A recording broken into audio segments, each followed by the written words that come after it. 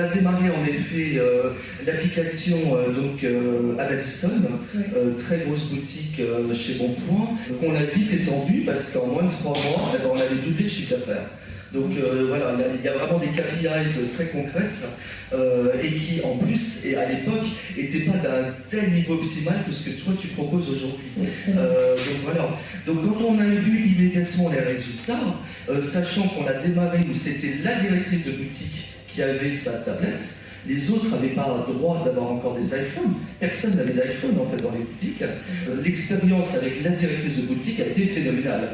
Donc tout de suite, on a acheté du matériel évidemment pour les vendeuses officielles et en leur apprenant, donc il y a eu des formations de Zornitsa et son équipe qui étaient ultra simples.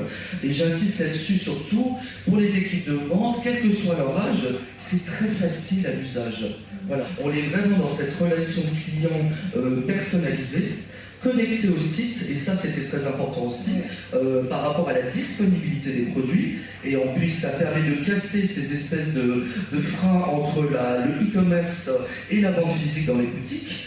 Comment relever ça d'un point de vue logistique, je dirais que tout était là pour qu'on puisse à la fois accompagner le changement, c'est important, et psychologiquement, parce que je pense qu'il n'y a pas que Bonpoint, il y a d'autres maisons qui continuent de fonctionner encore sous un angle un peu traditionnel, que je ne critique pas mais qui est en train de bouger.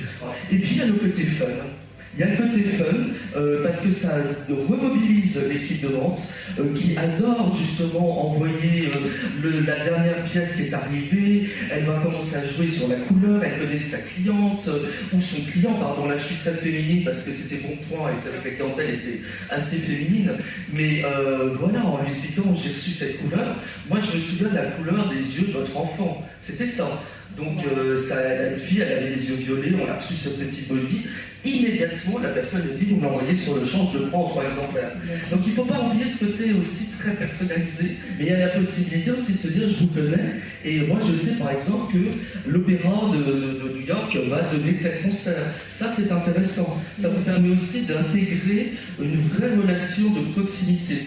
Moi, je vais prendre la direction générale de Bonpoint. Et avec justement l'idée de transformer un peu cette maison et de pouvoir renouer avec la clientèle qui était assez anonyme en fait.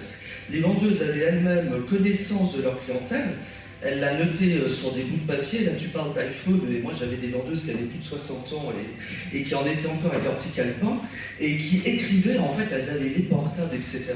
Et puis surtout personne d'autre n'y avait accès. Attention, ça c'était quand même, voilà.